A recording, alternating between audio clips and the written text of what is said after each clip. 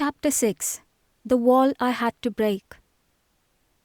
During April and May 2002, while preparing for the Polytechnic entrance exam, I also applied for commerce seats in several Hyderabad colleges. This was just a backup plan, something to fall back on if Polytechnic didn't work out. Those visits revealed another truth, one that stung more than failed exams could. Most colleges refused to take my application. Even the high-ranking officials were reluctant to offer me a chance.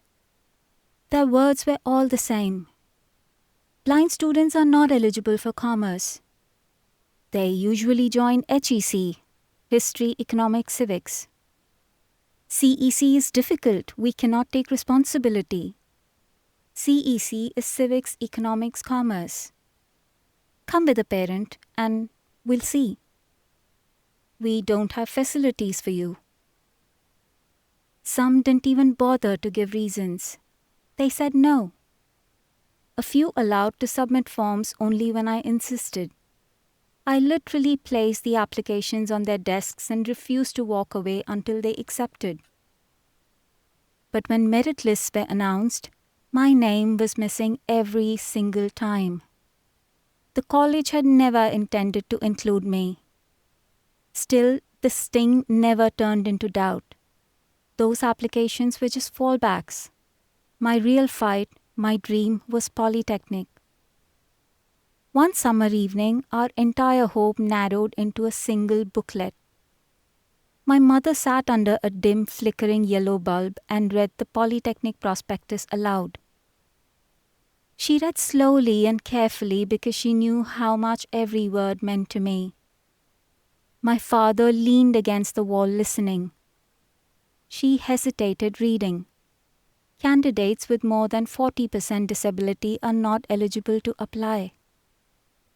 She went still. Even the noise from outside faded. She said softly, "Nani, you're 100% blind." For a moment, nobody moved. My mother clutched my hand tighter, as if hoping the rule would change if she held me. But instead of breaking me, something inside solidified. "I will still apply," I said quietly. "Let them stop me if they can." I went ahead and applied, not out of rebellion, but because the rule itself felt like a wall built without understanding. A wall meant to be broken. But the real test arrived on the day of the exam. While I hoped they would give me a scribe who could read well and help me navigate the paper, I experienced the opposite. I remember the exam was in the last week of April. The hall smelled of fresh ink and dust, and my heart felt like it was running a race inside my chest. I was assigned one scribe who was from the Telugu medium background. She struggled to read the questions. Every question became a puzzle I was trying to decode. Her pauses, her confusions, her mispronunciations. They all added layers of difficulty I had not prepared for. The Polytechnic exam was bilingual, in English and Telugu. Since I could understand Telugu, I told her to continue reading in Telugu even if it was slow. But the damage was done. The exam felt like running a race with a twisted ankle, and I knew deep inside that my performance had taken a hit. A few weeks later, in May, the results came. 52,217 rank. Qualified. It was not the best rank. It was not the worst. It was enough, I thought. I knew it was not because of lack of preparation, but lack of accessibility. It was my counseling day, 1st June 2002. It was a day for the official admission process once you get the rank. The qualified candidates are allotted seats in different diploma courses and colleges based on their rank, score, preference, and of course the availability of seats. Before sunrise, my parents and I were ready and left for the counseling session. My father carried my documents like treasure, while my mother packed curd rice in a small steel box. As we entered the counseling hall, it bustled with voices, and the ceiling fans barely moved the heat.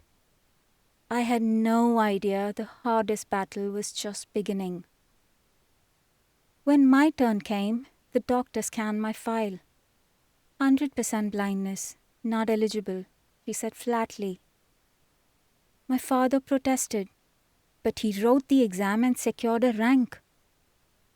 Another official muttered, "Why waste time, Babu? Polytechnic is not for him. Try typewriting or telephonic work. Be practical." At 16, I could hear strangers already defining what I could or could not become. Their words hit me like knives. My fists tightened.